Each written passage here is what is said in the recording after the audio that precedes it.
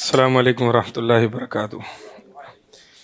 الحمد للہ والصلاة والسلام علی رسول اللہ وعلی آلہ وصحبہ ومن والاه، اما بعد، والدلیل من السنہ، یہاں سے پڑھیں۔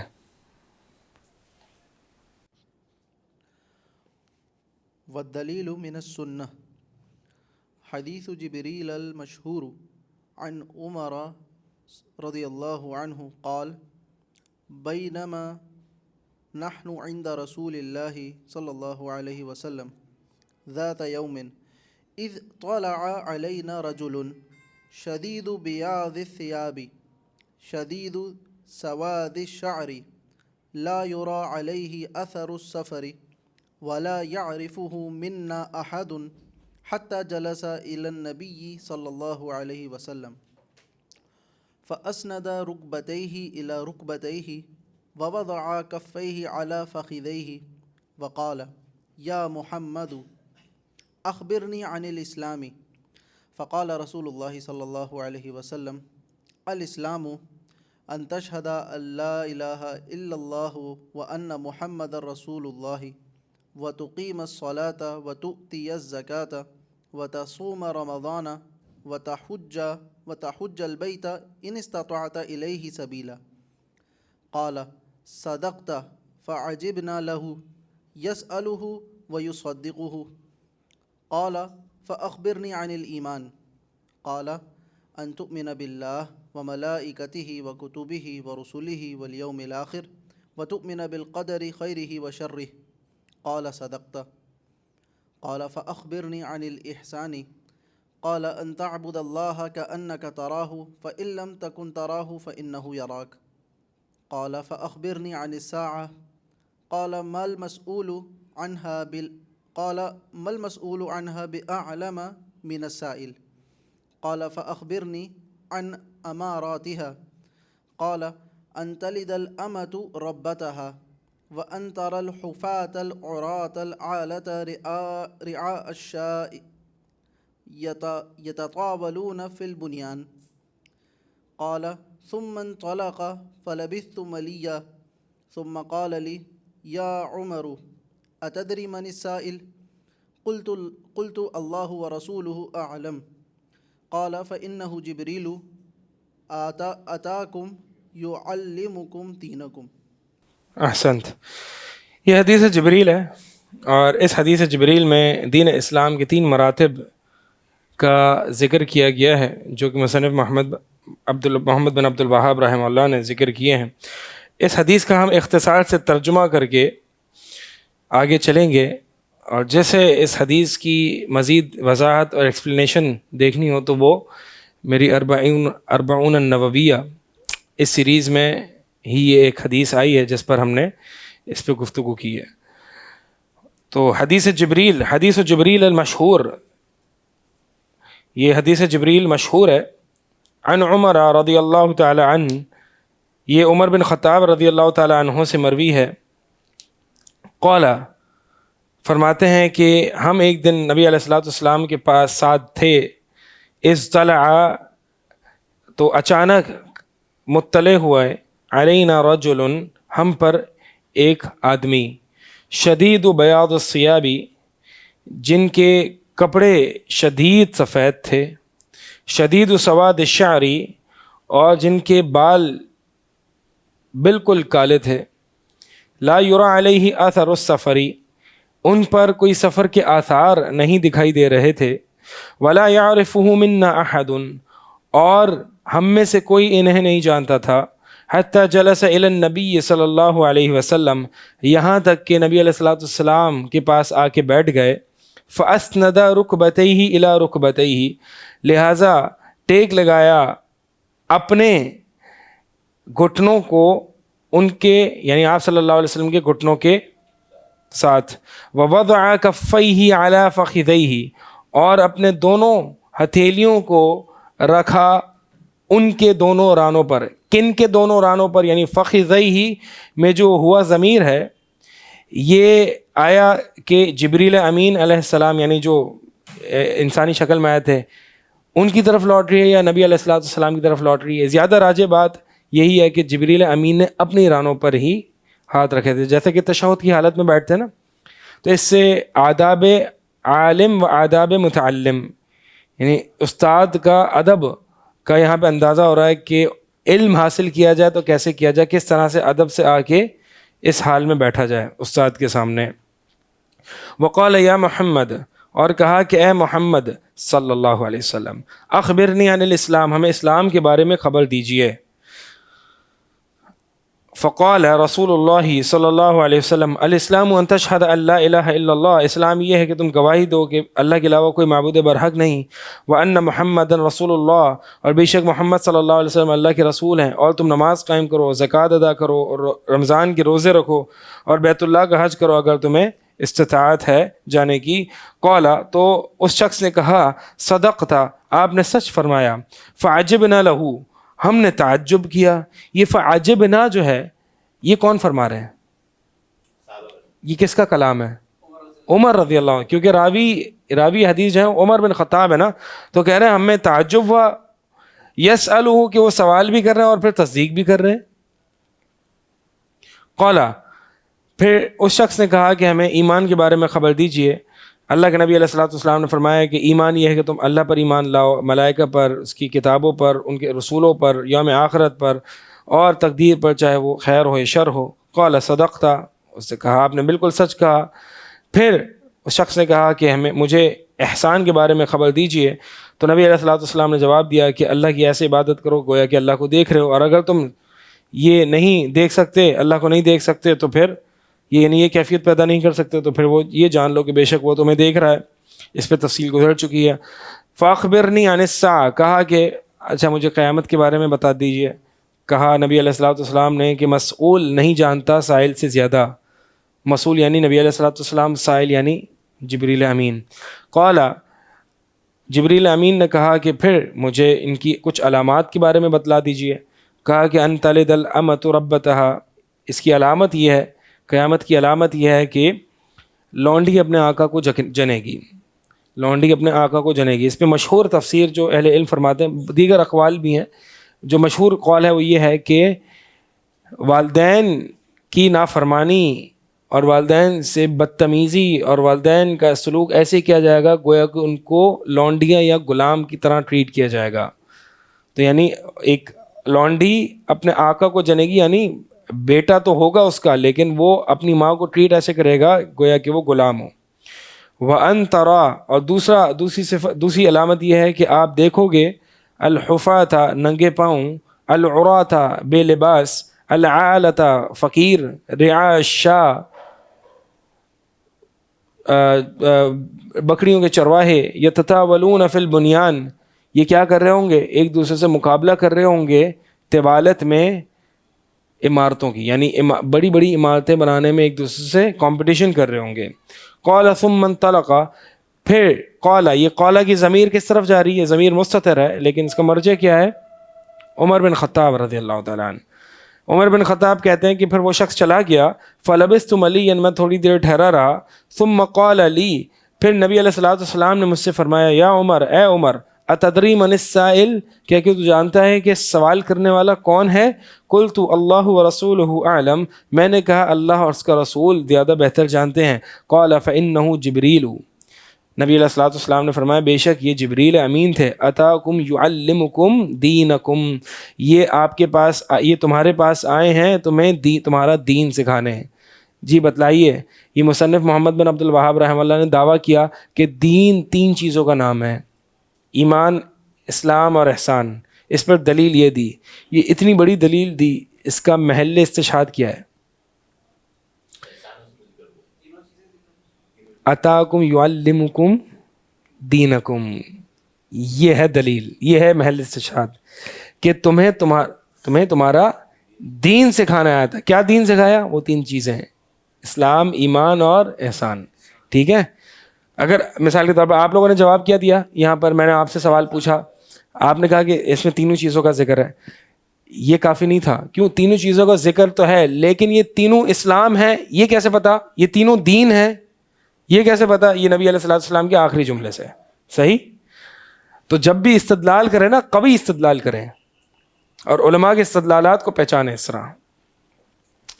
اچھا اب سوال ایک بات یہ ہے، ایک نقطہ یہ ہے کہ کیا جبریل امین علیہ السلام صحابہ کے سامنے آئے تھے، یہ کہتے تھے کہ میں جبریل ہوں، اور نبی علیہ الصلوۃ والسلام کہتے تھے کہ جبریل ہیں، اور جبریل امین علیہ السلام اسلام، ایمان اور احسان کے بارے میں بتلاتے تھے، تو صحابہ ایمان لے آتے نا؟ سوال یہ ہے کہ اگر جبریل امین آ کے بتا دیتے کہ میں جبریل ہوں، اور پھر بتاتے کہ یہ اسلام ہے، یہ ایمان ہے، یہ احسان ہے، اور یہ علامات قیامت ہے، کیونکہ جبریل امین کو تو پتا تھا، تبھی تو صدقتہ کہہ رہے ہیں، تو جب یہ بتا دیتے تو صحابہ مان لیتے نا کہ آپ صحیح کہہ رہے ہیں، آپ جبریل امین ہیں۔ لیکن جب تک نبی علیہ الصلوۃ والسلام کی زبان سے بات نہیں نکلے گی تب تک دین نہیں بنے گا۔ یہ سکھانے آئے تھے کہ جبریل امین کو پتہ ہے، لیکن جب تک محمد رسول اللہ صلی اللہ علیہ وسلم کی زبان اقدسہ سے، زبان مبارکہ سے نہیں یہ کلمات نکلیں گے، وہ دین نہیں بنے گا۔ ٹھیک ہے، تو یہ جو ہے وہ اصل الثانیہ، یہ جو دوسرا اصول ہے وہ مکمل ہوا۔ تیسرا جو اصل ہے، اصل الثالث، تیسرا اصول ہم انشاءاللہ پڑھ رہے ہیں، اور تیسرا اصل کیا ہے؟ نبی علیہ الصلوۃ والسلام کی معرفت۔ جی، اصول جو ہے وہ اصل کی جمع ہے۔ اردو میں اصل میں کہتے ہیں، دیکھیں اردو سے اس کو کنفیوز نہ کریں، اردو میں ہم کہتے ہیں یہ اصولی بات ہے، یہ بھی کہتے ہیں، اور اصل میں اصول جو ہے وہ اصل کی جمع ہے۔ اور اصل کس چیز کو کہتے ہیں؟ وہ چیز جس کی بنیاد پر دیگر اشیاء رکھی جائیں۔ ٹھیک ہے، یہ اصول ہیں، یہ قواعد۔ اب یہ قواعد بھی جو ہوتے ہیں ان کو بھی اصول اسی لیے کہا جاتا ہے کہ یہ قواعد ہیں، ان کی تطبیق دیگر مسائل پہ ہوگی، یعنی دیگر مسائل ان قواعد پر پرکھے جائیں۔ ٹھیک ہے، یہ اصل اس کے اوپر بنا ہوتی ہے، یہ مطلب ہوتا ہے۔ معرفت نبیکم محمد صلی اللہ علیہ وسلم، آپ کے نبی کی معرفت جو کہ نبی محمد صلی اللہ علیہ وسلم ہے۔ تو یہ بیر منیمم یہ بھی ہے کہ محمد کا نام جاننا۔ مثال کے طور پر کسی شخص سے پوچھا تھا آپ کے نبی کون ہے؟ ہمارے نبی تو ہیں، میں ان پر ایمان تو رکھتا ہوں لیکن نام نہیں پتا۔ یہ بیر منیمم سے نیچے آ گیا، بہت نیچے ہے یہ تو۔ ٹھیک ہے، یہ تو کافر کو بھی پتا ہوتا ہے کہ ان کے، تو اس لیے نبی کی معرفت میں سب سے پہلے کیا ہے؟ ان کے نام کی معرفت۔ جو نام نہیں جانتا وہ نبی کو کیسے جانے گا؟ اسی لیے جو قبر میں سوال کرنا ہے کہ منکر نکیر۔ اور ایک مسند احمد کی روایت میں آتا ہے کہ من ھذا الرجل الذی بعث فیکم، کہ اس منافق سے یا مجرم سے پوچھا جائے گا، گنہگار سے، کہ من ھذا الرجل، یہ بندہ کون ہے، یہ آدمی کون ہے جو تم میں بھیجا گیا تھا؟ تو ایک روایت میں الفاظ آتے ہیں، وہ پوچھے گا آگے سے کہ من الرجل، کون آدمی، کون شخص؟ تو منکر نکیر کہیں گے محمد صلی اللہ علیہ وسلم، محمد کے بارے میں ہم آپ سے پوچھ رہے ہیں۔ تو وہ کہے گا کہ ہاں لا ادری کنت اقول ما یقول الناس، ہائے بربادی، میں نہیں جانتا، میں تو وہی بات کہتا ہوں جو لوگ کہتے تھے۔ تو یعنی ایک مومن کی ذہن میں اور دل اور دماغ میں اتباع سنت اتنا سوار ہوتا ہے کہ منکر نکیر آگے یہ پوچھیں گے کہ یہ کون ہے، تو وہ فوراً سے سمجھ جائیں گے یہ نبی علیہ السلام کے بارے میں پوچھ رہے ہیں۔ یعنی یہ ایسے ہی ہے جیسے کہ محبت، جس شخص کی محبت آپ پر سوار ہو، تو میں آپ کو نیند کے بیچ میں سے اٹھا کے کہوں کہ جی کہاں گیا وہ، یا اس کا کیا حال ہے، تو جتنی یعنی جس شخص کی محبت آپ کے ذہن میں سوار ہوگی نا، آپ سب سے پہلے جواب اسی کا دیں گے کہ اسی کے بارے میں سوال ہو رہا ہے۔ ہاں، یعنی سب کون، یعنی دل و دماغ میں نبی علیہ الصلوۃ والسلام کی اتباع اتنی اتری ہوئی ہے ایک مومن کے کہ وہ منکر نکیر آگے سوال کرتے تو وہ فوراً سے سمجھ جاتا ہے کہ محمد کے بارے میں سوال کر رہے ہیں۔ اسی لیے منافق نہیں پہچان پائے گا کہ کس کے بارے میں سوال کر رہے ہیں۔ صحیح، تو نام ہی نہیں پتا ہوگا تو انسان کیسے جواب دے گا؟ وہوا، تو لہٰذا نام کیا جی؟ محمد ابن عبد اللہ ابن عبد المطلب ابن ہاشم وہاشم من قریش۔ یہ پورا محمد صلی اللہ علیہ وسلم کا 2 گرینڈ فادرز تک جو ہے وہ نسب ہے۔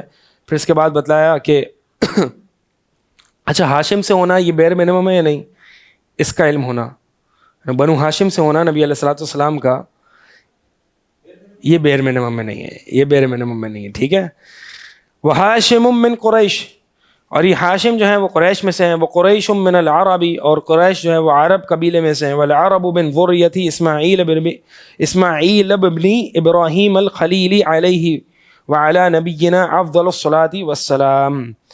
اور یہ جو عرب ہیں یہ اسماعیل علیہ السلام کی ذریہ یعنی اولاد میں سے ہے. اسماعیل کون؟ جو کہ اسماعیل ابن ابراہیم علیہ السلام. اسماعیل جو کہ جن کے بارے میں ابراہیم علیہ السلام نے ذبح کا خواب دیکھا تھا, ٹھیک ہے, کہ ان کو ذبح کر رہے ہیں. تو اسماعیل کی اولاد سے ایک ہی نبی ہیں جو کہ خاتم النبیین محمد رسول اللہ صلی اللہ علیہ وسلم ہے. باقی دیگر جتنے بھی بنو اسرائیل کی طرف انبیاء آئے ہیں وہ اسحاق علیہ السلام یعنی یعقوب ابن اسحاق ابن ابراہیم علیہ السلام کی اولاد میں سے آئے, ٹھیک ہے. وَلَهُ مِنَ الْعُمُرِ 63 سَنَةً, اور آپ صلی اللہ علیہ وسلم کی عمر مبارک جو ہے وہ 63 سال تھی.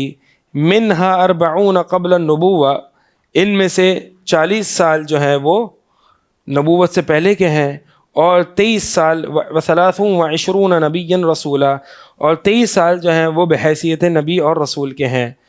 نبئ بقرأ وارسل بالمدثر, نبوت عطا کی گئی سورہ علق کی 5 ابتدائی آیات سے, اقرأ بسم ربک الذی خلق, جو کہ آپ صلی اللہ علیہ وسلم جب 40 سال کے تھے تو ان پر پہلی وحی نازل ہوئی, غار حرا میں تھے, اور آپ صلی اللہ علیہ وسلم کا یہ قصہ آپ سب جانتے ہیں, ٹھیک ہے.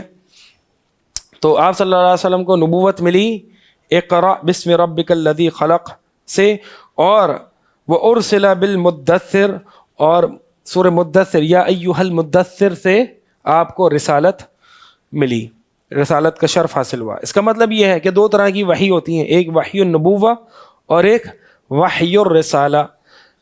اس کا مطلب یہ ہوا کہ نبوت اور رسالت میں فرق ہے, یعنی نبی اور رسالت رسول میں فرق ہے.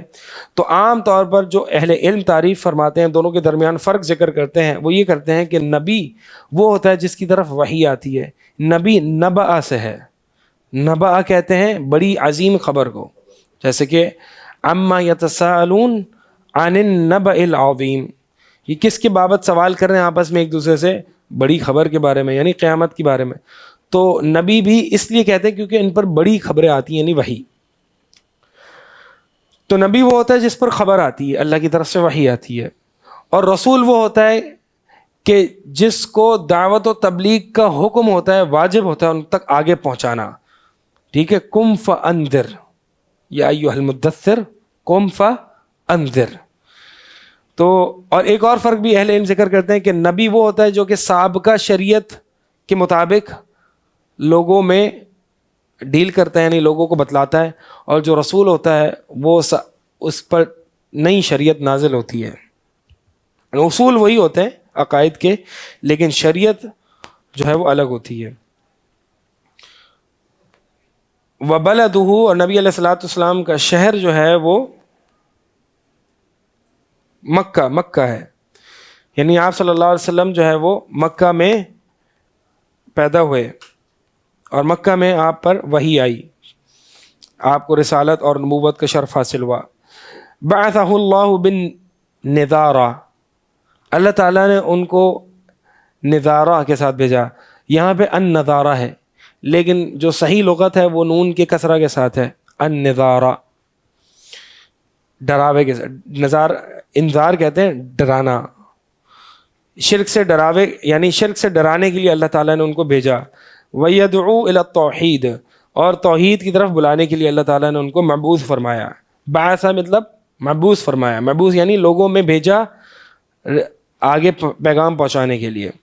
وَالدَّلِيلُ, اور یہ جو میں نے دعویٰ کیا ہے کہ اللہ تعالیٰ نے نبی علیہ الصلوۃ والسلام کو شرک سے روکنے کے لیے اور توحید کی طرف بلانے کے لیے بھیجا ہے, اس کی دلیل اللہ تعالیٰ کا یہ فرمان, یا ایھا المدثر, اے کمبل میں لپٹے ہوئے, قم فانذر, کھڑے ہوں اور ڈرائیے, وربک فکبر, ان کی تفسیر آگے مصنف رحمہ اللہ نے کی ہے, تو اسی پہ میں انشاءاللہ آگے تفسیر کروں گا.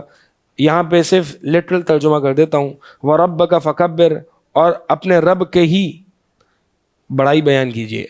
یہاں پہ دیکھیں رب کا یہ مفعول بھی ہے, اور کبر یہ فعل ہے, فعل امر. عموماً فعل پہلے آتا ہے اور مفعول بھی بعد میں آتا ہے, ایسا ہی ہوتا ہے یا نہیں؟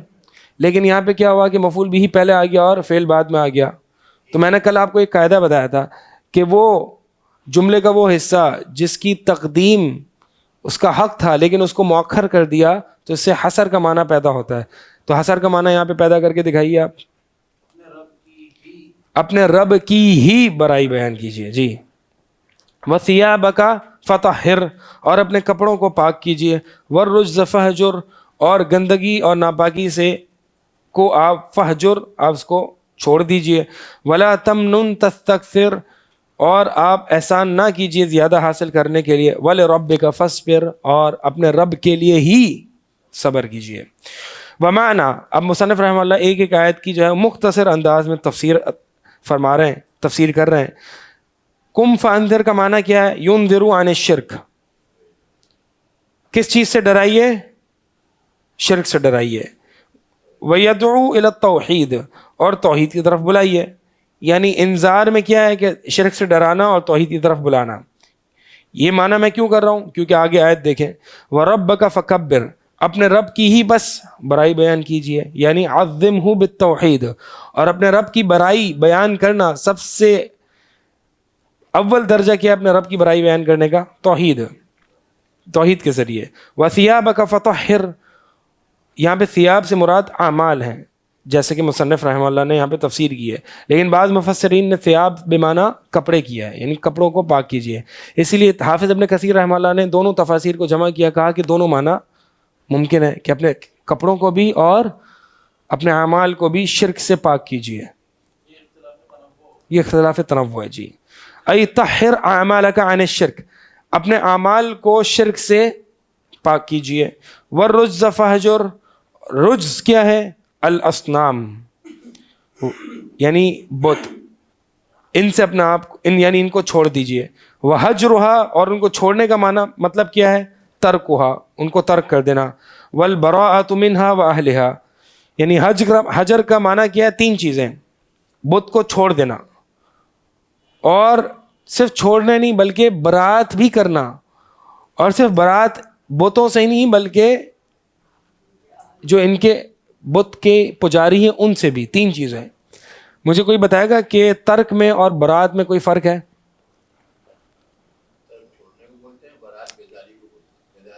ترک چھوڑنے کو بولتے ہیں اور برات بیزاری کو بولتے ہیں، لیکن کوئی فرق ہے؟ ترک کا مطلب چھوڑ دینا، برات، ہاں برات ایک سٹیپ آگے ہے، برات میں ترک شامل ہے. مثال کے طور پر کوئی شخص جو ہے وہ کسی سے اپنا آپ کو اس سے ملتا نہیں، چھوڑ دیتا اس سے ملنا، لیکن برات کا اعلان نہیں کرتا کہ میں بری ہوں اس سے. تو برات ایک سٹیپ ترک سے بھی آگے ہے. تو آپ نے شرک سے اور مشرکین سے صرف ترک نہیں کرنا بلکہ برات کرنی ہے. اور یہاں پہ ایک اور چیز ذکر نہیں ہے، لیکن قرآن میں ابراہیم علیہ السلام کی جو آیت ہے اس میں ابراہیم علیہ السلام نے یہ ذکر کیا ہے کہ قد بدا بیننا و بینکم العداوۃ، عداوت کا بھی ذکر ہے. یعنی اب تین سٹیپس آ گئے: ترک، برات، عداوت. عداوت یعنی عداوت کس کو کہتے ہیں؟ دشمنی کو.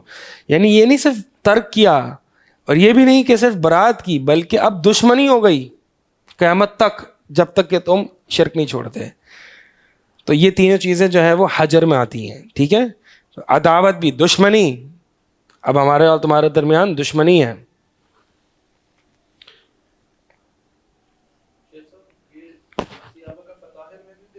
مائک لے لیں. یہ وثیابک فطاہر میں بھی جو ہے وہ حسر کا معنی پایا جائے گا، کیونکہ یہاں پر بھی سیابک جو ہے وہ تو مفعول بھی ہے فطاہر کا. کیا کہہ رہے ہیں واپس بتائیے. میں کہہ رہا ہوں جیسے وربک فکبر جو ہے بالکل اسی فارمولے کے اوپر یہ ہے وثیابک فطاہر انفارمیشن پہ. تو اس میں بھی حسر کا معنی کیسے آئے گا؟ یعنی اپنے اعمال ہی کو پاک کیجیے. اپنے اعمال ہی مطلب کیا دوسروں کے نہیں کریں؟ یا مطلب یہاں پر مجھے سمجھ میں نہیں آ رہا تھا، اسی لیے میں نے پوچھا. یعنی یہاں پر ہم تاکید کا معنی لے سکتے ہیں، تاکید کا معنی لے سکتے ہیں. یعنی آپ اپنے اعمال کو تو ہی پاک کیجیے، ضرور پاک کیجیے. ٹھیک ہے. یہ میں نے آپ کو بتایا کہ اس میں جو ہے وہ پاک کرنے کا معنی آ گیا، مطلب اعمال بھی اور لباس بھی اور ہر چیز، یعنی ہر گندگی، برائی، شرک سے اپنے آپ کو پاک کیجیے.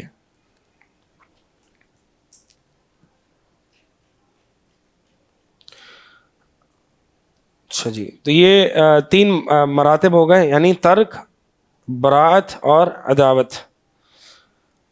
اخذ على هذا 10 سنين يدعو الى التوحید، اللہ کے نبی علیہ الصلوۃ والسلام 10 سال تک توحید کی طرف دعوت دیتے رہے. وبعد العشر، اور ان 10 سال بعد عرج به الى السماء، آپ صلی اللہ علیہ وسلم کو آسمان کی طرف لے جایا گیا، یعنی اسراء اور معراج. وفرضت علیہ الصلوات الخمس، اور آپ صلی اللہ علیہ وسلم پر 5 نمازیں فرض کی گئیں. وصلی فی مکہ 3 سنین، اور نبی علیہ الصلوۃ والسلام نے مکہ میں 3 سال نمازیں پڑھی. وبعدها امر بالحجرۃ، اور آپ صلی اللہ علیہ وسلم کو اس کے بعد ہجرت کا حکم دیا گیا، الی المدینۃ، مدینہ کی طرف، مدینہ کی طرف. یعنی آپ صلی اللہ علیہ وسلم نے گویا کہ مکہ میں 10 سال توحید کی دعوت دی. آپ سوچ سکتے ہیں آپ صلی اللہ علیہ وسلم کی نبوت کی زندگی کتنی تھی؟ 23 سال. لیکن اصولاً نبی علیہ الصلوۃ والسلام نے مکہ میں 13 سال توحید کی ہی دعوت دی ہے. 13 سال توحید کی دعوت دی ہے. آج لوگوں کو یہ بتاتے ہیں کہ بھائی توحید پڑھیں، نہیں یہ تو ہم جانتے ہیں توحید، ہم کیوں پڑھیں، ہمیں کچھ اور چیزیں بتائیے. 13 سال نبی علیہ السلام، نماز بھی فرض نہیں ہوئی تھی 10 سال تک. 10 سال تک صرف نبی علیہ الصلوۃ والسلام ایمانیات سکھا رہے ہیں. سوچیں ذرا، عقیدہ ٹھیک کر رہے ہیں لوگوں کا. اب جو لوگ مثال کے طور پر ابو بکر رضی اللہ تعالیٰ عنہ، بلال رضی اللہ تعالیٰ عنہ، وہ تو اول اسلام میں پہلے ہی آ گئے تھے نا، پہلے سال ہی آ گئے تھے. تو انہوں نے 10 سال کیا کیا؟ تزکیہ، ایمانیات، عقائد. نماز بھی پڑھی، نماز تھی لیکن فرض جو ہیں وہ 5 وہ اسراء اور معراج کے مقام پر ہوئی تھی. نمازیں ابو بکر رضی اللہ تعالیٰ عنہ پڑھتے تھے، ٹھیک ہے، ہاں نہیں فرض جو ہے وہ نمازیں، مشرکین مکہ اصل میں نماز پڑھتے تھے، ٹھیک ہے، لیکن وہ ایسے نہیں پڑھتے تھے. لیکن جو نمازیں جو فرض ہوئی ہیں وہ معراج کے موقع پر، جو کہ 5 نمازیں جس حالت میں ہم پڑھتے ہیں وہ فرض ہوئی ہیں. اللہ عالم، ان کا طریقہ اور تھا، یہ پتہ پڑھتے تھے. جیسے کہ حدیث میں آتا ہے، صحیح بخاری کی حدیث ہے کہ ابو بکر رضی اللہ تعالیٰ عنہ جو ہیں وہ اپنے گھر کے صحن میں نماز پڑھتے تھے، اور مشرکین کے بچے اور اولاد اور ان کی جو گھریلو عورتیں ہیں وہ آ کے ابو بکر رضی اللہ تعالیٰ عنہ کی قرأت سنا کرتی تھیں. تو مشرکین مکہ پر نے جو ہے وہ ابو بکر پر پابندی لگانا چاہیے کہ آپ، یعنی جنہوں نے ابو بکر کو امان دی ہوئی تھی، وہ کہہ رہے تھے کہ آپ ان سے کہیں کہ گھر کے اندر نماز پڑھیں، کیونکہ ہماری جو بیویاں اور اولاد ہیں وہ ان سے فتنے میں مبتلا ہو رہی ہیں، یعنی ان کو آ کے سن رہی ہیں. ٹھیک ہے، قرآن میں اتنی لذت ہوا کرتی تھی. اسی طرح کفار مکہ بھی نبی علیہ الصلوۃ والسلام کی قرات سننے آیا کرتے تھے تہجد کے وقت. تو اس کا مطلب یہ کہ نمازیں تو پڑھتے تھے، لیکن مقصد یہ کہ بہت زیادہ احکامات نہیں تھے نا، زکوٰۃ اور حج اور روزے اور یہ ساری چیزیں نہیں تھیں. تو عقائد اور ایمانیات کی آپ امپورٹنس دیکھیں ذرا، ٹھیک ہے.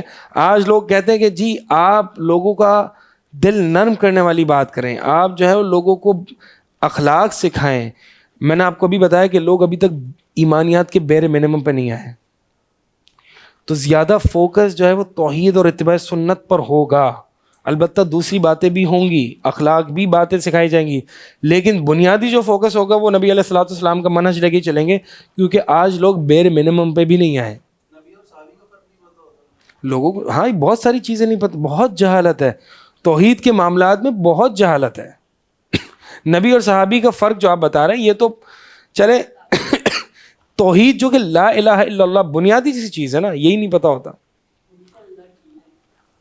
یعنی آپ کسی سے پوچھیں لا الہ الا اللہ کا ترجمہ کیا، وہ کہیں گے اللہ تعالیٰ ایک ہے یا اللہ اکیلا ہے. یہ کوئی ترجمہ ہے؟ مطلب یہ کوئی لا الہ الا اللہ کا معنی ہے؟ یہ توحید ہے؟ ایک دم جہالت، ایک دم جہالت ہے. تو بھائی اگر اہل علم توحید سکھا رہے ہیں نا تو سکھانے دیجیے ان کو. آپ کو توحید آتی ہے، بیر منیمم آتا ہے، اس کا مطلب یہ نہیں کہ سب کو آتا ہے. آپ مسلم میجورٹی پاکستان میں دیکھیں، شرک جو ہے وہ کتنا زیادہ ہے، کتنا زیادہ ہے شرک، ٹھیک ہے، بہت ہے. آپ ذرا سیروا فی الارض، آپ ہاں مطلب میجورٹی کلمہ کو مشرک کی ہے پاکستان میں اور امت مسلمہ میں. اللہ المستعان. اچھا جی، تو آگے چلتے ہیں. نبی علیہ الصلوۃ والسلام کو پھر اس کے بعد ہجرت کا جو ہے وہ حکم دیا گیا مدینہ کی طرف. والہجرت، اب یہاں سے مصنف رحمہ اللہ کو ہجرت کے مختصر سا حکم ذکر فرما رہے ہیں کہ ہجرت کیا چیز ہے اور اس کا حکم کیا ہے. الاصول الثلاثہ وادلتها، اس رسالے سے تعلق ہجرت کا یہ ہے کہ الولا والبرا کا جو کانسیپٹ ہے، جو کہ بنیادی ہم نے ابتدائی رسالہ میں پڑھا، اس کا بنیادی رکن جو ہے وہ ہجرت اللہ ہے. کیونکہ الولا والبرا یعنی آپ نے ہجرت کرنی ہے کس کی طرف؟ من اینا الی اینا، کہاں سے؟ جہاں اللہ کے بغض سے، اللہ کی ناراضگی والی جگہوں سے، اللہ کے دشمنوں سے. کس طرف؟ اللہ کے دوستوں کی طرف، اللہ کے اولیاء کی طرف، اللہ کے نبی علیہ الصلوۃ والسلام کی طرف، اللہ کی رحمت کی طرف. یہ الولا والبرا مکمل نہیں ہو سکتا جب تک کہ ہجرت جو ہے وہ سالڈ نہ ہو انسان کی. تو والہجرت، ہجرت کیا ہے؟ الانتقال من بلد الشرک الی بلد الاسلام، منتقل ہونا من بلد الشرکی، شرک کے شہر سے، الی بلد الاسلام، اسلام کے شہر پر، اسلام کی شہر کی طرف. یعنی مشرکوں کے ملک سے اسلامی ممالک کی طرف ہجرت کرنا. مصنف رحمہ اللہ نے یہاں پہ ہجرت کی ایک تعریف فرمائی ہے، اور میں نے آپ کو شاید بتایا ہے کہ ہجرت جو ہے وہ 3 طرح کی ہوتی ہے: من صاحب السوء ومن بلد السوء ومن عمل السوء. برے عمل سے ہجرت کرنا، برے ساتھی سے ہجرت کرنا، اور برے من بلد السوء، برے ملک یعنی جہاں پہ معصیتیں، کفار، شرک ہے، وہاں سے ہجرت کرنا. برا ساتھی مطلب کمپینین شپ، آپ کی کمپینین شپ، آپ کا اٹھنا بیٹھنا، آپ کے رازدان ساتھی، یہ آپ اگر برے لوگ ہیں، کافر ہیں، مشرک ہیں، تو آپ ان سے بھی ہجرت کریں گے. جی چھوڑ دیں، ابھی آ جائیں، پہلے تھوڑا پڑھ لیں اس کو، پھر انشاءاللہ آپ کا جواب آ جائے گا. اچھا، یہ کیا کہتے ہیں، ہجرت کے حوالے سے کچھ یہاں پہ والہجرت فریضۃ، آگے فرمایا کہ ہجرت جو ہے وہ فرض ہے. علی ہذہ الامہ، اس امت پر، من بلد الشرک الی بلد الاسلام، شرکیہ ممالک سے اسلامی ممالک کی طرف. وہی باقیۃ، اور یہ باقی رہے گا، یعنی ہجرت باقی رہے گی، الی ان تقوم الساعہ، قیامت تک، قیامت تک. البتہ نبی علیہ الصلوۃ والسلام کا یہ فرمانا کہ لا ہجرت بعد الفتح، کہ فتح مکہ کے بعد ہجرت اب نہیں ہے، تو یہ خاص اس مقام کے لیے، یعنی مکہ سے مدینہ کی طرف ہجرت نہیں ہے، کیونکہ اب مکہ جو ہے وہ فتح ہو چکا تھا، اسلام وہاں پہ بھی غالب ہو چکا تھا. تو اب مطلب اس کے بعد وہ والی مکہ سے مدینہ والی ہجرت نہیں ہے. عموماً جو ہے وہ بلد شرک اور سے بلد اسلام کی طرف ہجرت یہ تو رہے گی قیامت تک. اچھا جی، ایک بات یہ سن لیجئے کہ بلد اسلام کیا ہوتا ہے؟ بلد اسلام وہ ہوتا ہے کہ الذی ینتشر ویظہر فیہا الشعائر الاسلام، شعائر الاسلام، الذی ینتشر ویظہر فیہا شعائر الاسلام واحکامہ. وہ بلد اسلام وہ ملک ہوتا ہے کہ جہاں پر اسلامی شعائر پھیلے ہوئے ہوں، ظاہر ہوں. اسلامی شعائر کیا ہوتے ہیں؟ شعائر الاسلام وہ جو سمبلز آف اسلام ہیں، جن کے ذریعے اسلام کو پہچانا جاتا تھا. مثال کے طور پر نبی علیہ الصلوۃ والسلام جب کسی قوم کی طرف حملہ کرنے جاتے تو کس شاعر سے پہچانتے کہ یہاں پر مسلمان ہیں؟ اذان سے. اذان شاعر الاسلام ہے. اسی طرح نماز کی اقامت شاعر الاسلام ہے. اسی طرح عیدین کو منانا شاعر الاسلام ہے. ٹھیک ہے. اسی طرح مثال کے طور پر یہ جو اور بھی دیگر قربانی وغیرہ کرنا، ٹھیک ہے، مساجد کا قائم ہونا، یہ سارے شاعر الاسلام ہیں. تو ایسا ملک جہاں پر عام طور پر یہ شاعر منتشر ہوں، پھیلے ہوئے ہوں، ظاہر ہوں، وہ بلد الاسلام ہے. اس کے مطابق الحمدللہ پاکستان بلد الاسلام ہے. اگرچہ یہاں پہ احکامات جو ہیں وہ کفریہ ہیں، یہاں پہ ڈیموکریسی ہے، یہ ساری چیزیں ہیں، ٹھیک ہے، لیکن یہ بلد الاسلام ہے. 2 نمبری ہوتی ہے، کرپشن ہوتی ہے، یہ دارالاسلام سے اس کو خارج نہیں کرتے. ٹھیک ہے. یہ تو تکفیری سوچ ہے جو انسان جو اس طرح کی چیزوں سے ایک بلد کو یا حکمرانوں کو تکفیر کرتا ہے. پہلی بات. دوسری بات یہ ہے کہ شاعر کا جو منتشر ہونا، اس کا مطلب یہ نہیں ہے کہ ایک محدود طبقے یا مائنورٹی تک. مثال کے طور پر اگر کوئی شخص UK وغیرہ جاتا ہے تو دیکھتا ہے وہاں پہ بھی کہیں نہ کہیں مسجد کی آواز آ رہی ہے، مسلم کمیونٹی ہے، تو یہ بلد اسلام میں نہیں آئے گی کیونکہ یہ مائنورٹی ہے. ٹھیک ہے, یہ مائنورٹی ہے. یہاں پہ ایک خطے تک, ایک سے میں آپ کے سوالات انشاءاللہ سارے لوں گا, ایک خطے یا محدود تک اس کو معین کر دینا, ٹھیک ہے, یہ اسلامی ملک نہیں کہلائے گا. تو اس لیے یہ یو کے یا اس میں کوئی اختلاف ہی نہیں ہے کہ یہ بلاد الکفر ہے, ٹھیک ہے, اور پاکستان جو ہے وہ بلاد الاسلام ہے, یعنی بلد الاسلام ہے. اچھا, اب مصنف رحمہ اللہ نے فرمایا کہ ہجرت جو ہے وہ فرض ہے. ہجرت فرض ہے جب دو شرائط پائی جائیں. ہجرت فرض ہو جاتی ہے جب دو شرائط پائی جائیں. پہلی شرط کہ دین اسلام کا اظہار ممکن نہ ہو. دین اسلام کا اظہار مطلب میں بتاؤں گا. دین اسلام کا اظہار ممکن نہ ہو. دوسری شرط, آپ وہاں سے نکلنے کی قدرت اور طاقت بھی رکھتے ہیں. مثال کے طور پر دین اسلام کا اظہار ممکن نہیں ہے, لیکن اگر آپ طاقت نہیں رکھتے تو ہجرت آپ پر فرض نہیں ہے. جیسے کہ مکہ میں کچھ لوگ تھے, ابھی آیت آئے گی, کہ وہاں پہ دین اسلام کو مکمل طور پر ظاہر نہیں کر سکتے تھے, لیکن قوت اور قدرت طاقت نہیں تھی کہ وہ مدینہ کی طرف ہجرت کر سکیں. ان کو اللہ تعالیٰ نے مستضعفین کہا ہے. اب رہی بات پہلی شرط کی کہ دین اسلام کو ظاہر نہ کرنا. دین اسلام کو ظاہر نہ کرنے میں دو باتیں آتی ہیں. پہلی بات یہ ہے کہ دین اسلام کے شعائر کا کھلم کھلا اظہار نہ کر سکنا. مثال کے طور پر پردے پہ روک ٹوک, حجاب پہ روک ٹوک, داڑھی پہ روک ٹوک, دین اسلام پڑھنے پہ روک ٹوک, اذان پہ روک ٹوک, نماز پہ روک ٹوک, ٹھیک ہے, یہ دین اسلام کا اظہار نہ کر سکنے میں آئے گا. دوسری چیز, اس ملک کے کفر پر رد کرنا اس کی طاقت نہ ہو, وہ نہ کر سکتا ہو انسان. یعنی دونوں, نفی اور اس بات, نفی اور اس بات. واپس سے ریپیٹ کر رہا ہوں. ہجرت فرض ہوگی جب دو شرائط پائی جائیں. پہلی شرط دین اسلام کا اظہار نہ کر سکتا ہو. دوسرا قدرت نہ ہو وہاں سے نکلنے کی. پہلی شرط کے بارے میں دین اسلام کا اظہار نہ کر سکتا ہو, یہ دو باتوں سے پتہ چلے گا. پہلی بات, شاعر الاسلام کو ظاہر نہ کر سکتا ہو, اوپنلی نہ کر سکتا ہو. دوسرا, اوپنلی کفر پر رد نہ کر سکتا ہو. اوپنلی کفر پر رد نہ کر سکتا ہو. اگر اوپنلی کفر پر رد نہیں ہو سکتا, شرک پر رد نہیں ہو سکتا, اور اس اہل علم فرماتے ہیں اس قوم کا شرک, مثال کے طور پر, اور اس کی مثال بھی بیان کرتے ہیں. مثال یہ ہے کہ مثال کے طور پر ایک شخص ہے, مسلمان ہے, اور وہ کرسچن میجورٹی کنٹری میں رہتا ہے, جہاں پہ کرسچنز میجورٹی ہیں یا ہندو میجورٹی ہے, ٹھیک ہے. اب وہاں پر اگر وہ رد کرتا ہے لیکن ایتھیسٹ پہ کر رہا ہے, ایتھیسٹ کی نفی کر رہا ہے, لیکن کرسچنز کو یا ہندوازم کو کچھ نہیں کہہ رہا, سیف گیم کھیل رہا ہے, ٹھیک ہے,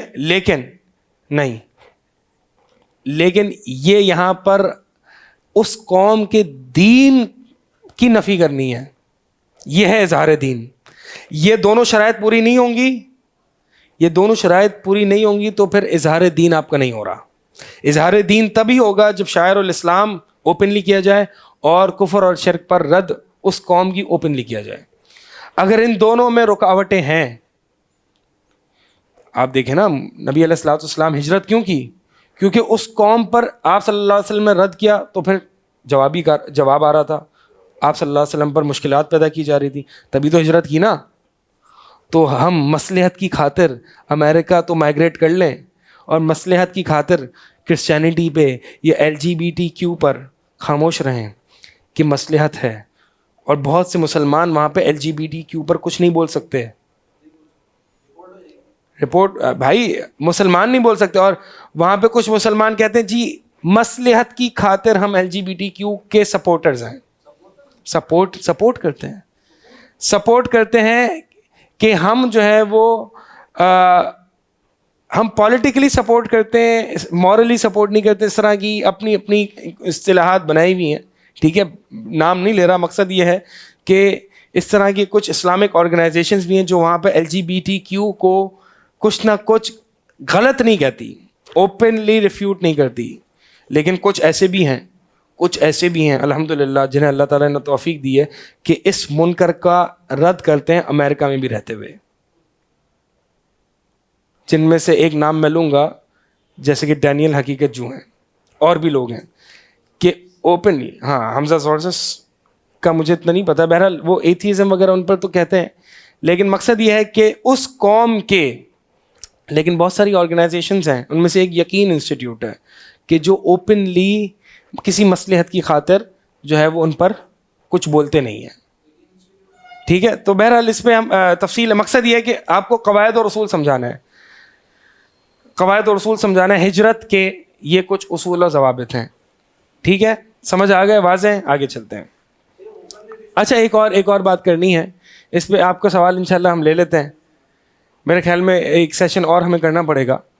ٹھیک ہے، تو بہرحال ہم کر لیں گے انشاءاللہ کل ایک سیشن. تو ایک اور مسئلے کی وضاحت کر دوں، اور وہ یہ ہے کہ کسی کافر ملک میں جانا بزنس کی غرض سے، پڑھائی کی غرض سے، یا وہاں پہ رہائش کی یا سیٹل ہونے کی غرض سے، اس کا کیا فرماتے ہیں علماء اکرام؟ اہل علم فرماتے ہیں کہ اصلاً ڈیفالٹ جنرل رول یہ ہے کہ کافر ملک میں ان تینوں چیزوں کے لیے نہ جایا جائے، حرام ہے. سیٹلمنٹ بزنس کے لیے یا پڑھنے کے لیے اصلاً حرام ہے، لیکن چند شرائط کے ساتھ جائز ہے. پہلی شرط، اتنا اس بندے کے اندر دین ہو کہ وہاں کی خواہشات سے بچ سکے، اتنا اس کے اندر دین ہو. دوسرا، اتنا اس کے اندر علم ہو، اس کے پاس علم ہو کہ وہاں کے کفار کے شبہات سے بچ سکے. دین ہو اور علم ہو. تیسری شرط اہل علم لگاتے ہیں، اور وہ یہ ہے کہ جس کام کے لیے وہاں جا رہا ہے وہ شدید ضرورت ہو کہ وہ اس کو مسلمان ملک میں نہیں مل سکتی. مثال کے طور پر پڑھائی ہے، ایسی ایجوکیشن کے لیے وہ جا رہا ہے کہ جو عموماً مسلم امت کے لیے بینیفیشل ہوگی، مسلمان امت کے لیے فائدہ مند ہوگی، اور وہ ایجوکیشن جو ہے وہ اس کو مسلمان ملک میں ایسی نہیں مل سکتی. تو اس غرض کے لیے for the benefit of the امہ ایز اے ہول، اس غرض کے لیے جانا، ان تینوں شرائط ہوں. رہی بات وہاں پہ سیٹل، یہ تو ہو گئی پڑھائی اور بزنس کی بات. تیسری چیز میں نے ذکر کی سیٹلمنٹ، وہاں پہ رہائش اختیار کرنا. تو وہاں پہ رہائش اختیار کرنا، میں نے کچھ فتاوے اس پہ دیکھے کہ وہاں پہ رہائش اختیار کرنے کے بارے میں اہل علم کے. تو اس میں ایک سوال کرنے والے نے سوال پاکستان کے حوالے سے پوچھا تھا کہ پاکستان میں چوری ڈکیتی کرائم وہ ساری چیزیں بہت، حالات مجھ پر بہت تنگ ہیں، یعنی یہاں پہ رہنے کے حوالے سے وہ حالات خراب. جب یہ اس دور کی بات ہے کہ جب یہاں پہ لیاری وغیرہ میں حالات بہت خراب ہوا کرتے تھے، آپ کو یاد ہوگا ایک دور میں. ہاں مطلب وہاں تو گھروں کے مطلب یہاں کراچی کے جو حالات ہوتے تھے آپ کو یاد ہے، کراچی کے حالات پھر اس کے بعد سے بہت بہت بہتر ہو گئے. ٹھیک ہے، اور تو مطلب یہ خون خرابہ، اور جو ہم دیکھتے ہیں نا کشمیر میں یا فلسطین میں یا اس طرح کے حالات، خون خرابہ بہت ہے، اور چوری ڈکیتی یہ ساری چیزیں بہت ہیں.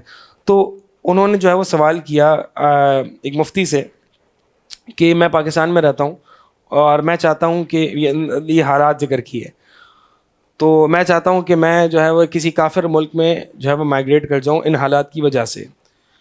تو انہوں نے یہ جواب دیا کہ یہ وہ ضروریات نہیں ہیں کہ انسان کے لیے رہنا مشکل ہو جائے. رہنا مشکل ہونا دین اسلام نے تب قرار دیا ہے جب جان پر آ پڑی ہو یا دین پر آ پڑی ہو. تو جو سچویشن الحمدللہ ثم الحمدللہ ملک پاکستان میں ہے، ہو سکتا ہے کسی علاقے میں ہو، میں اس کی بات نہیں کر رہا، میں جنرل بات کر رہا ہوں، میں کوئی فتویٰ نہیں دے رہا، میں جنرل بات کر رہا ہوں. جو سچویشن یہاں پر ہے، کوئی زندگی کو کوئی ایسے خطرات موجود نہیں ہیں، البتہ کرائم ریٹ ہے، چوری وغیرہ ہیں، لیکن انسان کے لیے کوئی رہنا الحمدللہ مشکل نہیں ہو رہا. صحیح ہے. لیکن اگر ایک انسان باہر جاتا ہے، میں نے اس دن بھی یہ بات کی تھی کہ دین کو بہت زیادہ خطرات موجود ہیں. حتیٰ کہ میں نے کچھ لوگوں سے مطلب جو وہاں پہ ایک امام اور ایک اسکالر ہے امریکہ میں ٹیکسس میں، وہ رہ چکا ہے، ٹھیک ہے، بلکہ وہ رہتا ہے، اور ایک عالم دین ہے. انہوں نے مجھے کہا کہ میں 1-2 سال میں اپنے بچوں کو لیے سمیت میں پاکستان آؤں گا, کیونکہ یہاں پہ شدید فتنے ہیں, اگر میرے لیے نہیں تو کم از کم میرے بچوں کے لیے, کیونکہ یہ LGBTQ اور اتنے فیمنزم اور یہ ایتھیزم اتنا گند مچا ہوا ہے وہاں پر کہ خطرہ ہے, واللہ خطرہ ہے کہ آپ اظہار حق نہیں کر سکتے وہاں پر. ٹھیک ہے, آپ دیکھ لیں اینڈریو کے ساتھ کیا ہوا, اینڈریو ٹیٹ کے ساتھ.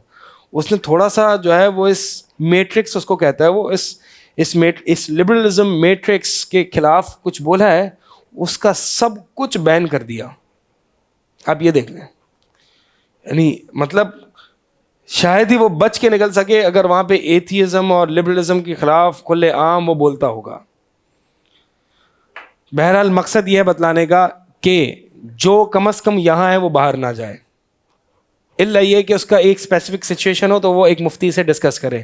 لیکن یہاں سیٹلمنٹ کے لیے, ہاں ون آف بزنس کے لیے, بزنس ٹرپ کے لیے جا سکتا ہے, پڑھائی کے لیے جا سکتا ہے, ان تینوں شرائط کے ساتھ جو میں نے آپ کے سامنے ذکر کی. لیکن اپنے لیونگ اسٹینڈرڈ کو اچھا کرنے کے لیے کہ یار وہاں پہ مجھے بڑی جاب کی آفر مل رہی ہے, وہاں پہ سیلری اچھی آفر ہو رہی ہے, ان چیزوں کے لیے نہیں. دین فوقیت رکھتا ہے ہر چیز پر, دین آپ کا سب سے اوپر ہے. ٹھیک ہے, یہاں پہ لاکھ خرابیاں ہیں, کرپشن ہے, لیکن دین الحمدللہ یہاں پہ یہ نہیں کہہ سکتے کہ میرے بچوں کو دین خراب کیا جا رہا ہے. ٹھیک ہے, بہت فرق پڑتا ہے, بہت فرق پڑتا ہے ان چیزوں سے, اس اسلامک سوسائٹی سے. اچھا, اس بارے میں جو ہے وہ ایک حدیث بھی آتی ہے کہ نبی علیہ الصلوۃ والسلام نے فرمایا من جامع المشرک وتسکن معه فانه مثله. سنن نبی داؤد کی ہے. نبی علیہ الصلوۃ والسلام نے فرمایا کہ جو مشرکین کے درمیان رہتا ہے اور ان کے ساتھ رہتا ہے تو وہ انہی جیسا ہے. اس لیے اہل علم فرماتے ہیں کہ سیٹلمنٹ کے لیے جو ہے وہ اس طرح سے نہ جایا جائے, الا یہ کہ ایک مسلمان ملک میں اس کے لیے زندگی اور موت کا کھیل چل رہا ہے. ایک اور حدیث میں جو ہے سنن ترمذی کی حدیث ہے, انا بری من کل مسلم, میں ہر اس مسلمان سے بری ہوں, یقیم بین اظہر المشرکین, جو مشرکوں کے درمیان رہتا ہے. یہ حدیث ہے آپ کے سامنے ہے, انشاءاللہ کل آیت بھی پڑھ لیں گے تو اور وضاحت ہو جائے گی. تو اگر دنیاوی حوالے سے انسان کو پریشانیاں ہیں تو اس کو صبر کرنا چاہیے, کیونکہ پاکستان اسلامی ملک ہے. میں پھر سے بتا رہا ہوں, یہ یہاں پہ جس طریقے سے اذانیں سنائی دیتی ہیں نا آپ کو کافر ملک, میں آپ کو بتاؤں لٹرلی اپنا ایک پرسنل ایکسپیرینس. ہم ابھی یہاں پہ میں کچھ مشائخ کے ساتھ گیا تھا, آپ کو کے علم ہوگا, عمرے کی گیا تھا, پھر عمرے سے پہلے میں دبئی گیا تھا. ہم لوگ دبئی گئے تھے. ٹھیک ہے, کسی ایک سلسلے میں ملنے, ہم ملنے گئے تھے. تو وہاں پہ ہم جس جگہ ہوٹل میں ٹھہرے تھے, وہ مجھے صحیح سے جگہ یاد نہیں ہے, لیکن نہیں برج خلیفہ نہیں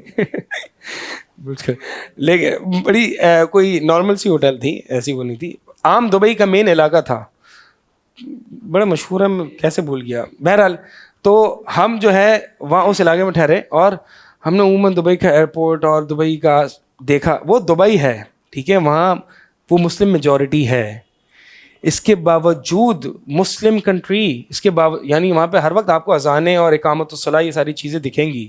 یہ US یا بلاد الکفر نہیں ہے, ٹھیک ہے, یہاں پہ شاعر الاسلام, عید کی چھٹیاں, عید منانا, یہ ساری چیزیں ہوتی ہیں. وہاں پہ بھی ہم جب باہر نکلتے تھے اپنے ہوٹل سے, ہم آس پاس دیکھ کے ہمارا دل سیریسلی تنگ ہو جاتا تھا. کیوں؟ کیونکہ جو خواتین اور جو روڈوں پر اور جس طرح کا لباس, اور مطلب یہ جو ہے وہ ہمارا دبئی میں میں US اور ان کی بات نہیں کر رہا, دبئی کی بات کر رہا ہوں. وہاں پر بھی ہمارا دل تنگ ہوتا تھا, اور پھر ہم یہ واقعی ہم آپس میں ڈسکس کر رہے تھے کہ جلدی ہم عمرے کے لیے جائیں یہاں سے نکل کے. مزہ نہیں آ رہا تھا یہاں پہ وہاں پہ رہنے میں, کہ یہ مطلب جہاں جائیں بندہ کھانے تو جائے گا نا, ریسٹورینٹ جائیں وہاں پہ بھی عجیب ماحول, میوزک اور یہ ساری چیزیں. اور آپ کہیں گے میوزک تو پاکستان میں بھی ہے, لیکن جتنا یہ باکو وغیرہ آپ یہاں پہ چلے جائیں, یہاں اس لیے ٹرکی ہے مسلم کنٹری, ٹھیک ہے, یہ سب وہاں پہ برائیاں منتشر ہیں. اگرچہ ٹرکی بھی مسلم کنٹری ہے, لیکن مقصد بتانا یہ ہے کہ یہ تو کفار ملک نہیں, یہاں پہ بھی ابھی دل تنگ ہو جاتا ہے. ایک پاکستان سے جانے والے کا. جو دبئی میں رہتا ہے وہ تو عادی ہو گیا ہوگا ان چیزوں کا, ٹھیک ہے, لیکن ایک مسلمان کا جو ہم عموماً یہ نہیں دیکھتے, ٹھیک ہے, اگرچہ ہم جو جہاں جگہ رہتے ہیں آتے جاتے ہیں اس میں بھی ہم یہاں پہ یہ چیزیں نہیں دیکھتے جو دبئی میں ہمیں دیکھنے کو ملتی ہیں. تو بھائی اللہ کی پناہ, انسان کا دل ایک وہ ہو جاتا ہے, ظاہر سی بات ہے, دیکھتا دیکھتا دیکھتا دیکھتا پھر ایک طریقے سے حساسیت کم ہو جاتی ہے. یہی وجہ ہے کہ انسان جو ہے وہ مطلب ہمیں روک دیا گیا ہے کہ ان کے درمیان نہیں رہنا آپ نے, کیونکہ ظاہر سی بات ہے آپ کافر ملک میں رہیں گے, آپ کے اتنے سارے دوست جو ہوں گے وہ کفار ہوں گے, مشرکین ہوں گے, آپ کے لیے ان کے لیے دل نرم ہوگا, ایک نرم گوشہ پیدا ہوگا. تو اسی لیے آپ دیکھیں کہ اسلام کی جو لبرلائزیشن ہے اور اس کو جو واٹر ڈاؤن کرنا ہے, یہ زیادہ تر فتنہ ویسٹ میں ہے نہ کہ یہاں پر, کیونکہ جب کفار کے ساتھ انسان رہے گا تو ایک نرم گوشہ پیدا کرنے کی کوشش کرے گا, اسلام میں تساہل برتے گا, اسلام کے احکامات میں نرمیاں لائے گا. تو یہ سارے وہ معاملات ہیں. تو پھر ہم وہاں پہ ایک شیخ سے ملے تھے, اور ہم نے دبئی میں ہم نے شیخ سے کہا, وہاں پہ وہ بھی ہوتے ہیں, ان سے ملے تھے, استاد کیا نام ہے ان کا, سبحان اللہ ان کا بھی نام میں بھول گیا, بڑے سوڈانی بلیک استاد ہیں, استاد عبد الرحمن, ان سے ہم ملے تھے. تو ہم نے ان سے یہی پوچھا کہ وہاں پہ کہ یہ آپ لوگ کیسے رہتے ہیں یہاں پہ, مطلب عجیب اللہ. تو ان استاد عبد الرحمن نے کہا میں تو گھر سے آتا ہوں, مسجد سے گھر آتا ہوں, پڑھاتا ہوں, بس پڑھا کے گھر چلے جاتا ہوں, میں تو جاب واب کہیں کرتا ہی نہیں ہوں. اور پھر دوسرے لوگ بیٹھے تھے, انہوں نے کہا کہ آپ لوگ جس جگہ عموماً رہیں وہ تھوڑا سا ٹورسٹ والا علاقہ ہے, جہاں پہ ہوٹلز اور شاپنگ مالز اور یہ ساری چیزیں ہوتی ہیں. انہوں نے ایک علاقے کا نام بتایا کہ وہ لوگ وہاں رہتے ہیں, تو وہاں پہ عموماً جو ہے وہ صاف ستھرا ہے, ٹھیک ہے. تو بہرحال مقصد آپ کو یہ چیزیں بتلانا ہے کہ بھائی یہ جو ہے نا عموماً ان چیزوں کا خیال رکھیں اور اپنے ایمان کو انسان بچائے. آپ دیکھیں آخر وقت میں ایسے فتنے رونما ہوں گے کہ نبی علیہ الصلوۃ والسلام نے کیا کہا ہے, کیا ہدایت دی ہے, اپنی بکریوں کو لے کے پہاڑوں کی چوٹیوں پر چلے جانا,